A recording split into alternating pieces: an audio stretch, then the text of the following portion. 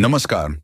स्वागत है आपका हमारे चैनल पर, जहां हम आपकी सोच और बातचीत की कला को और भी बेहतर बनाने के लिए काम करते हैं। इस वीडियो में हम थिंक फास्ट टॉक स्मार्ट किताब के एक और दिलचस्प अध्याय पर चर्चा करेंगे। अगर आप अपनी बातचीत को प्रभावशाली और आत्मविश्वासी बनाना चाहते हैं, तो इस वीडियो को अंत तक जरूर देखें। तो चलिए शुरुआत करते हैं।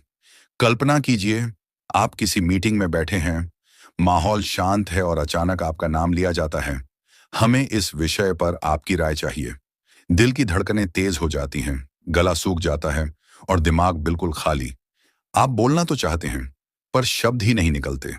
यह अनुभव शायद हम में से हर किसी ने कभी ना कभी महसूस किया है। किताब थिंक फास्ट टॉक स्मार्ट का पहला अध्याय इसी असहजता, डर और दबाव के पलों से शुरुआत करता है।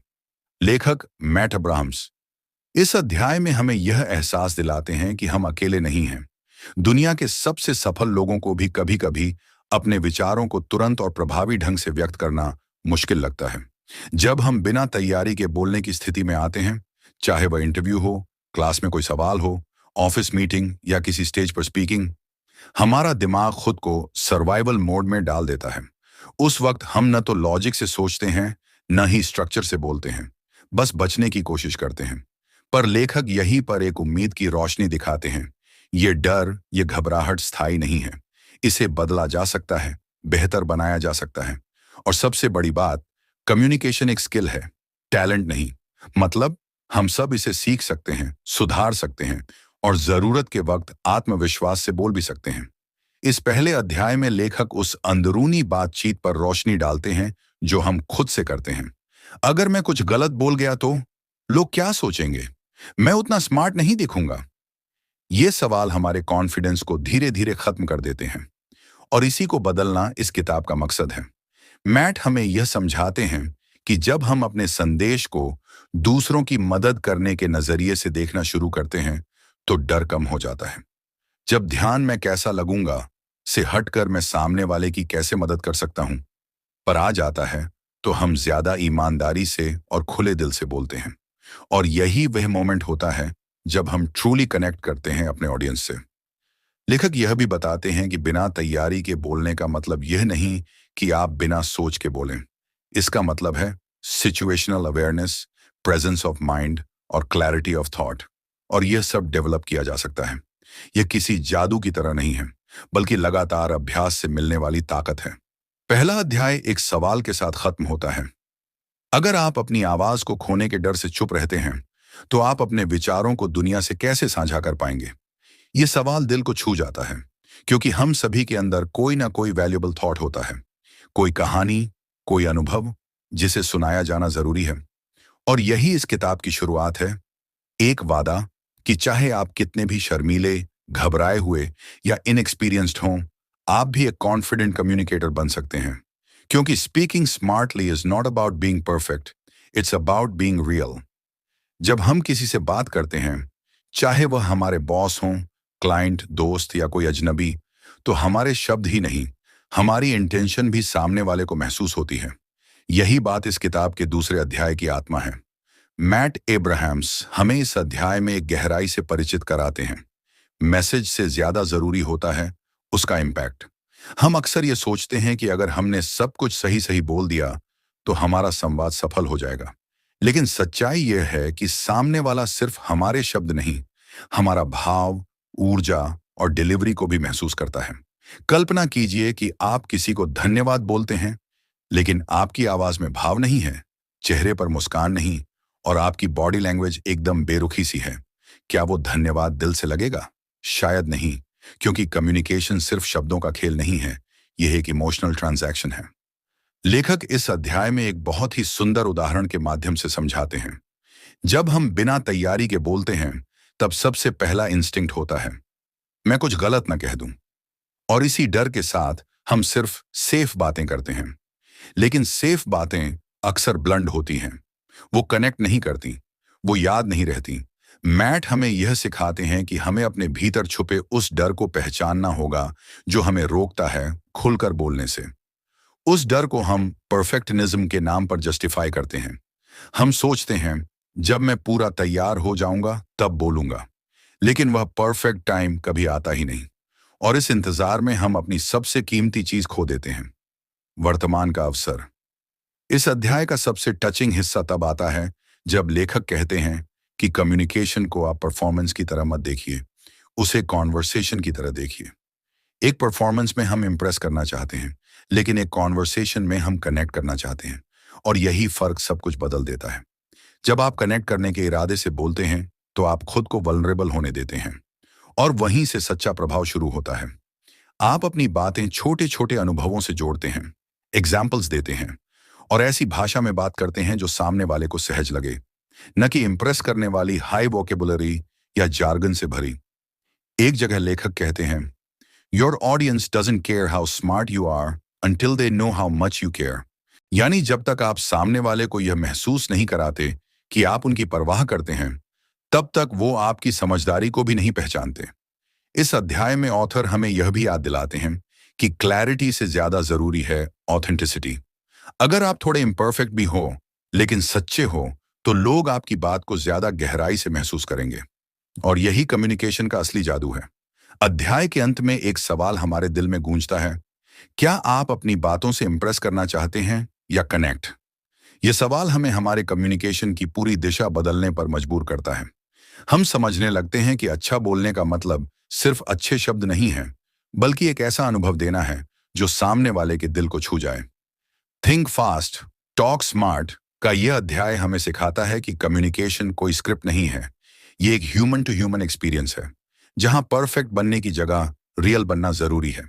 हम सभी चाहते हैं कि जब भी हम बोलें, लोग ध्यान से सुनें, हमारी बातें लोगों के दिलों को छू जाएं, उन्हें कुछ सोचने पर मजबूर कर दें, और शायद उनकी जिंदगी में थोड़ा बदलाव ला सकें। लेकिन अक्सर ऐसा नहीं होता। हम बोलते हैं पर सामने वाला जुड़ नहीं पाता। हम समझाना चाहते हैं पर बात अधूरी रह जाती है। चैप्टर 3 में मैट एब्राहम्स इस गैप की जड़ तक पहुंचते हैं, और वह है स्ट्रक्चर, यानी आपकी बातों का सही क्रम और ढांचा। अब जरा एक पल के लिए सोचिए, आपने कोई मूवी देखी होगी जिसमें कहानी तो अच्छी थी, पर उसे इतने उलझे हुए तरीके से दिखाया गया कि आधी बात समझ ही नहीं आई। क्या हुआ? मूवी का असर खत्म। उसी तरह जब हमारी कम्युनिकेशन में स्ट्रक्चर नहीं होता, तो चाहे हमारी बात कितनी भी इंपॉर्टेंट क्यों ना हो, उसका असर कमजोर पड़ जाता है। मैट इस अध्याय में एक गहरा एहसास करवाते हैं कि हमारे आइडियाज को सुंदरता से संजोने के लिए हमें उन्हें सही स्ट्रक्चर में पेश करना आना चाहिए। ऐसा नहीं कि आप रोबोटिक बन जाएं, बल्कि ऐसा कि आपकी बातों का एक फ्लो हो, एक रिदम हो, जिससे सामने वाला बहाव में आ जाए।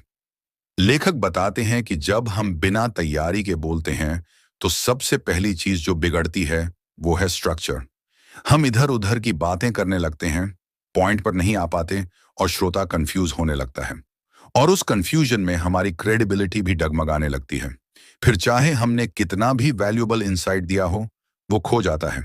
मैट बताते हैं कि कम्युनिकेशन में क्लैरिटी सिर्फ शब्दों से नहीं आती, बल्कि सोच की साफगोई से आती है, और सोच को साफ करने का सबसे असरदार तरीका है अपने आइडियाज को एक फॉर्मेट में रखना।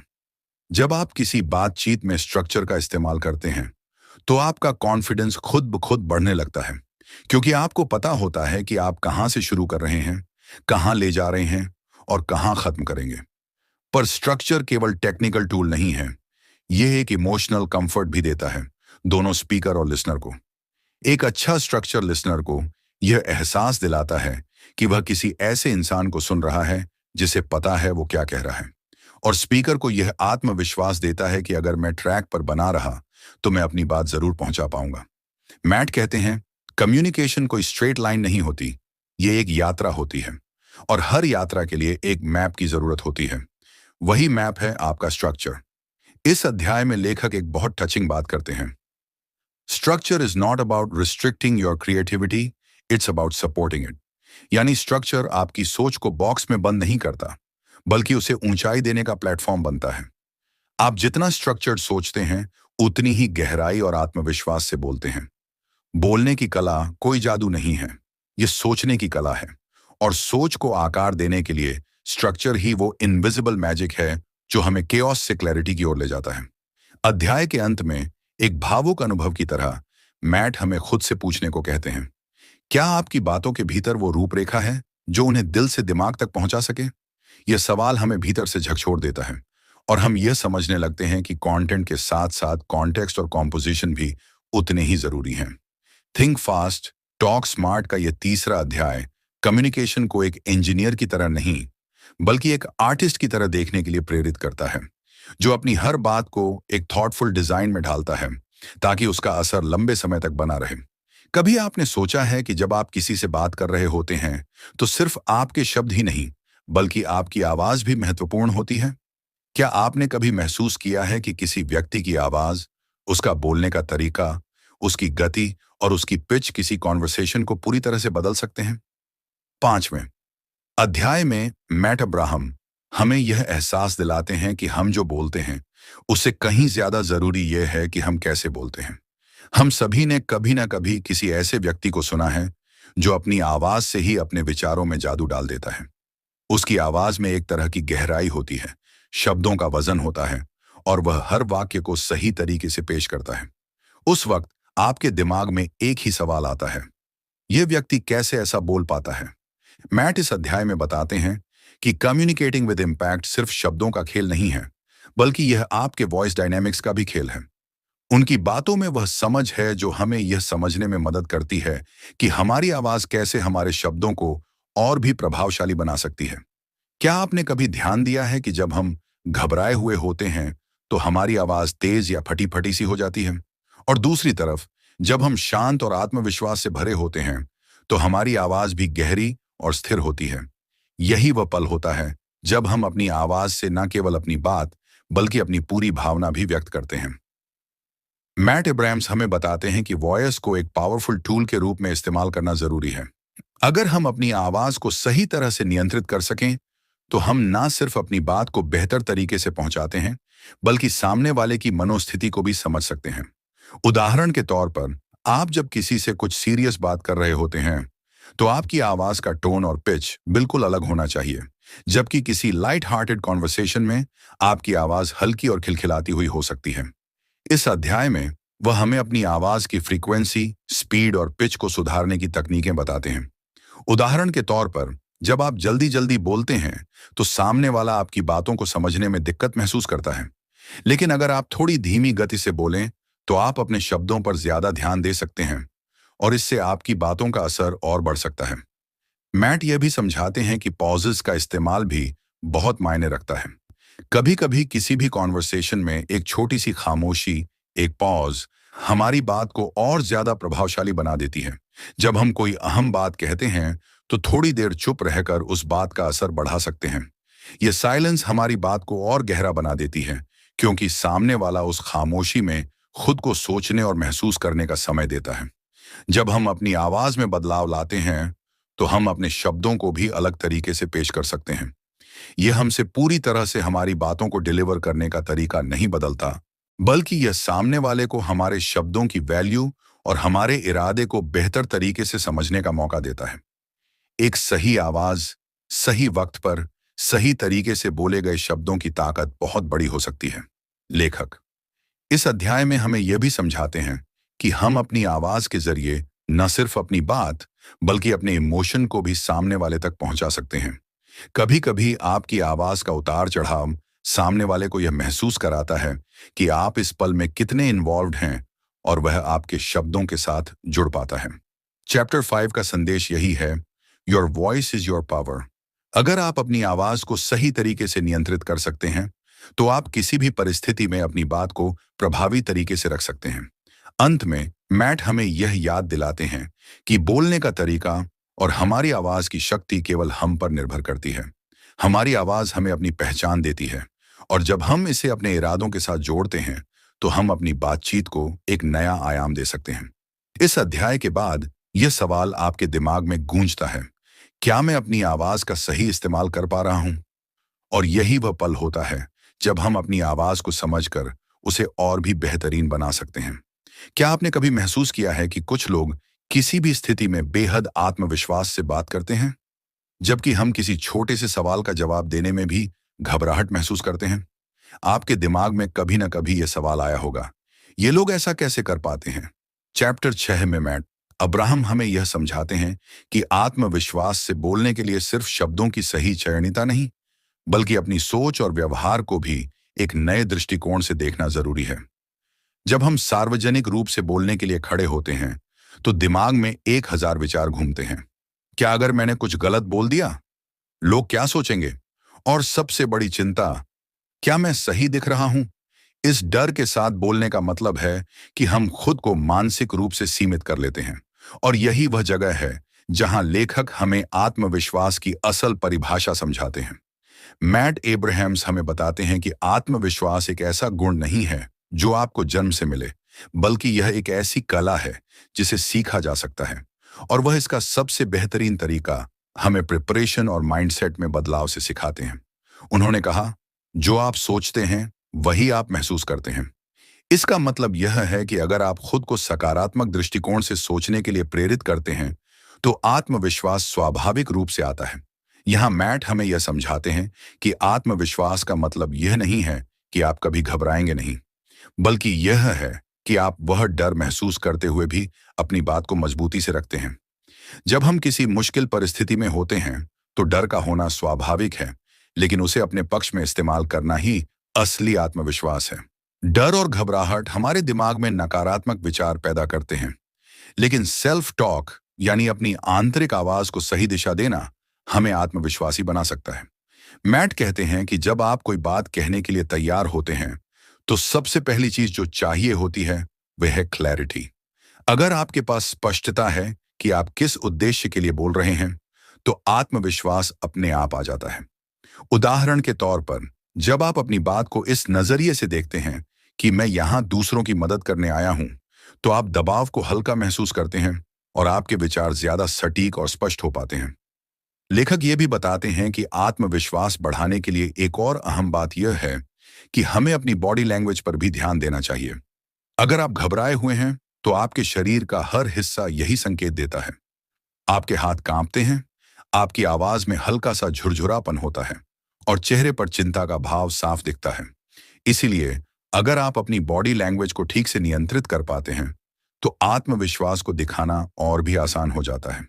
ओपन बॉडी लैंग्वेज, सीधी पीठ और रिलैक्स्ड पोस्चर से आप अपने आत्मविश्वास को अपनी आवाज के साथ और भी प्रभावी बना सकते हैं। मैट इस अध्याय में यह भी कहते हैं कि किसी भी बातचीत में ऑथेंटिसिटी का बहुत महत्व होता है। जब आप जो बोल रहे हैं वही महसूस कर रहे होते हैं, तो आत्मविश्वास बहुत स्वाभाविक रूप से आ जाता है। ये दिखाने की कोशिश करना कि आप कुछ और हैं जो आप हैं, वह केवल आपके आत्मविश्वास को खत्म कर देता है। ट्रू कॉन्फिडेंस तभी आता है जब आप अपने असली रूप में सामने आते हैं, बिना किसी दिखावे के। यह अध्याय हमें यह सिखाता है कि आत्मविश्वास से बोलना सिर्फ दिखावा नहीं है, बल्कि बीइंग ट्रू टू योरसेल्फ और अपने डर को काबू में करना है।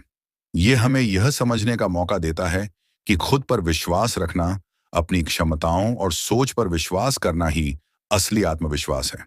अंत में मैट एब्राहम्स हमें यह एहसास दिलाते हैं कि आत्मविश्वास एक मानसिक प्रक्रिया है जो लगातार अभ्यास और सकारात्मक सोच से बनती है। यह तभी संभव है जब हम खुद को स्वीकार करते हुए अपने डर और घबराहट को अपने पक्ष में बदलें। आत्मविश्वास से बोलने का मतलब है अपने डर के बावजूद भी अपने विचारों को शांति और स्पष्टता के साथ व्यक्त करना।